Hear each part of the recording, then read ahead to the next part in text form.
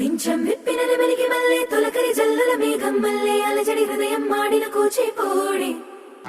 రంగుల దిద్దిన బొమ్మకు మల్లె కవితలు వద్దిన పుస్తకమల్లె సంతోషంలో ముద్దుగా ఈ అమ్మాడి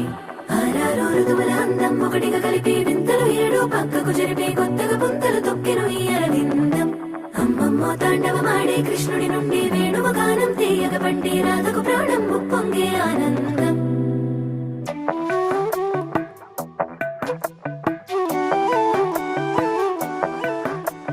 మధురము కదా ప్రతొక నడక నీతో కలిసేలా తరగని కథ మనదే కనుక మనసు మురిసినిలా ఉసురేమో